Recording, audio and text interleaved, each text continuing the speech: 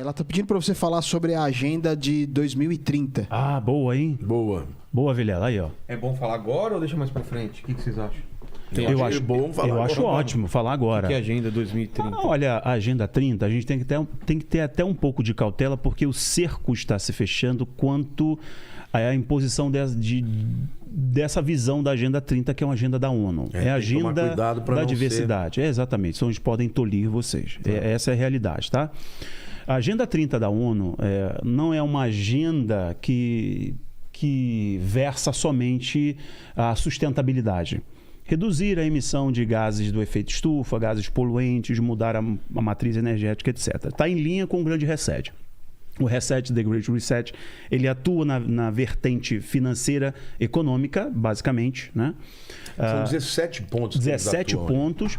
E a ONU já vem há um tempo trabalhando a reformulação para uma sociedade mais sustentável. Tá? Isso é uma mudança drástica da sociedade, desde o padrão de consumo e toca no geral, até o modo como você usa o seu carro, aí tem os carros elétricos, etc. Só que essa agenda da ONU é também uma imposição ideológica. Quando a gente pega lá os quadrantes, a ONU liberou um painel em que ela mostra ali todas as áreas que ela vai tocar para construir esse mundo mais sustentável. E você vê que é uma imposição ideológica para transformar a sociedade como nós conhecemos. Então, veja, toda essa ideia que nós temos hoje, do discurso de ódio, etc., que você... Todas essas agendas identitárias que estão hoje, isso tudo vem da ONU. Eu fico um pouquinho pisando em ovos, porque no meu canal eu tenho que sempre falar, eu tenho que sempre falar em código, né? Sempre falar em código, porque senão o algoritmo me pega, é muito complicado. Então, traz consigo esse pacote. E esse pacote da sustentabilidade. Então, não versa somente sobre meio ambiente. As calotas polares vão desaparecer. Não é somente isso. É uma transformação também ideológica da sociedade. Do papel do homem, do papel da família, da ação do cidadão nesse mundo resetado, nesse mundo transformado. Entende? Isso que ele está falando é muito importante, porque se você perguntar, você é a favor de melhorar o ambiente, não poluir? Poxa, claro. Quem pode ser contra uma coisa dessa? Impossível. Nós temos que preservar. Deus, quando deu a Adão a ordem de quê? De cultivar o jardim. Então a gente não pode poluir, a gente tem que lutar contra essas coisas. Exato. Mas o que você percebe, Vilela, eu estive no Congresso, eu fui deputado, 2 mandatos. Uhum. Muitos projetos identitários vêm da ONU. Vem da ONU. E todos esses projetos, eles são mandados para o mundo inteiro. Então, o que está acontecendo? Eles estão furando a barreira. Se a gente olhar lá para trás, né, da visão, né, da revolução cultural, do marxismo cultural, de Gramsci, depois da escola de Frankfurt, Gramsci, ele percebeu, quando ele foi na União Soviética e percebeu, né, o que o Stalin, o que o Lenin tinham feito. Estavam fazendo, o que ele fez? Ele falou, olha, a guerra que vai tornar um mundo melhor não é a guerra de proletários e burgueses. Essa guerra a gente já perdeu. Essa guerra não tem sentido. Depois da Revolução Industrial, a guerra que nós vamos travar é a guerra pela hegemonia ideológica. E nós temos que destruir o que impede esse avanço. E o que impede é a ideologia judaico-cristã. Então, ele e os da escola de Frankfurt, que nos anos 30 fugiram da Alemanha e foram para os Estados Unidos e para as universidades, eles começaram as mudanças ideológicas que mudaram a cultura também. A cultura do mundo. Começou nos Estados Unidos e foi para o mundo. Então, como consequência disso, você vai para o Japão, você vai para a Austrália, você vai para a Alemanha, você vai para os Estados Unidos, vem para o Brasil, é o mesmo discurso. Isso não é aleatório, isso é resultado de uma agenda de hegemonia. Por isso que você hoje vê todas as universidades. Um camarada que tem um viés mais conservador, ele não encontra um professor para defender, para ajudá-lo, para ser orientador na tese dele. Você não vai ver uma pessoa de direita sendo professor universitário nos jornais, nas televisões. É só gente progressista. Por quê? Porque esta é uma agenda propositiva que começou com a visão da escola de Frankfurt, do marxismo cultural, da guerra cultural, e isso é irrevogável, não volta mais. Agora, enquanto isso, nós que somos conservadores, sobretudo cremos na visão judaico-cristã, a gente está lutando.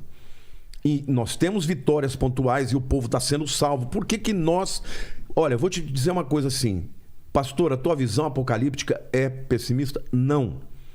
Porque Jesus prometeu que as portas do inferno não prevalecerão contra a igreja. Enquanto a igreja estiver aqui, ela será vencedora. E ela será vencedora até o fim. Agora, amém, nós sabemos que ele está preparando o mundo e o mundo vai rejeitar. A Bíblia diz que quando as duas testemunhas morrerem em praça pública, o mundo vai celebrar, trocar presente. Por quê? Porque as pessoas não querem gente pregando a mensagem de Cristo.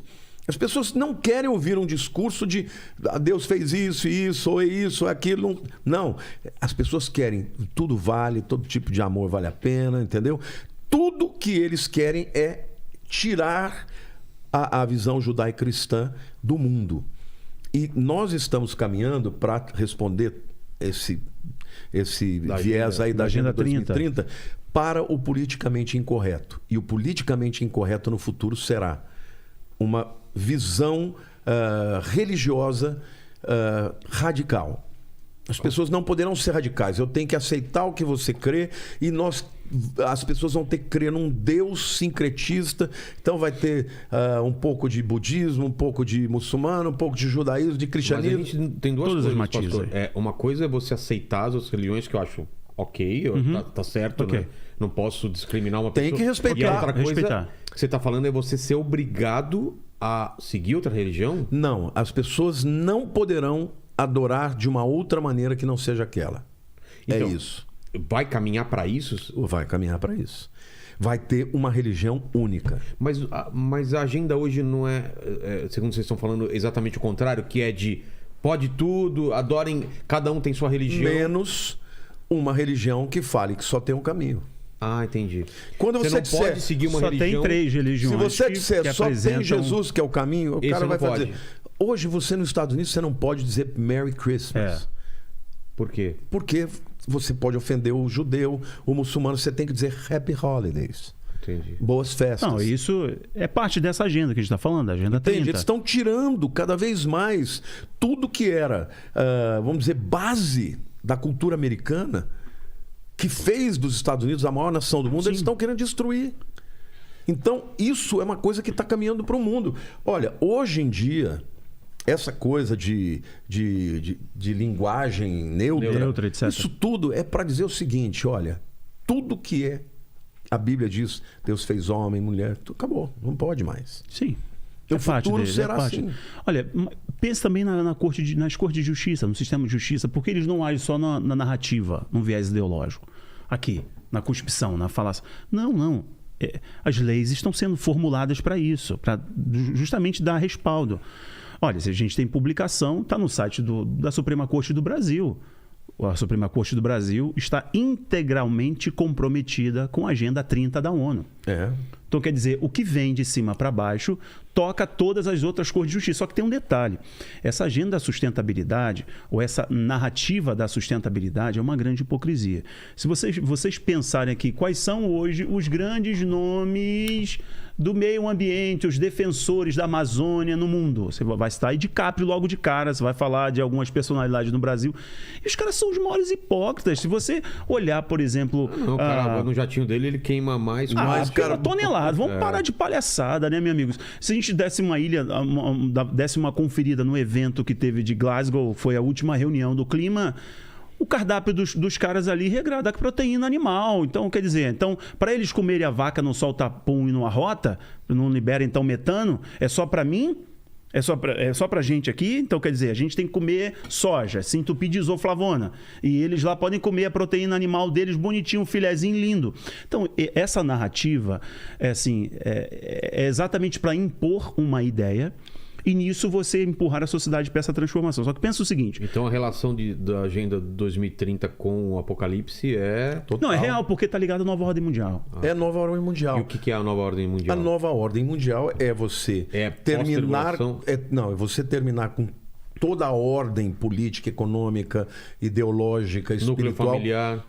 familiar e começar algo novo. Os New Agers, da nova era, eles diziam, vamos terminar com a era de peixes e vamos entrar na era de aquários. Exato. Os que são da área ideológica, filosófica, chamam isso de quê? De pós-modernismo, ou de época pós-cristianismo, entendeu? Que é o quê?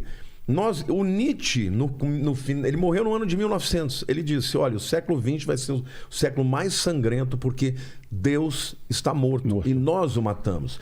Ele teve a genialidade para perceber que quando você tira da equação um Deus supremo que tem o certo e o errado, o bom e o mal, você deixa o mundo à mercê de indivíduos que fazem o que querem por si mesmos. E esse tipo de coisa é tudo uma agenda vindo de todos os lados para destruir a visão judaico-cristã.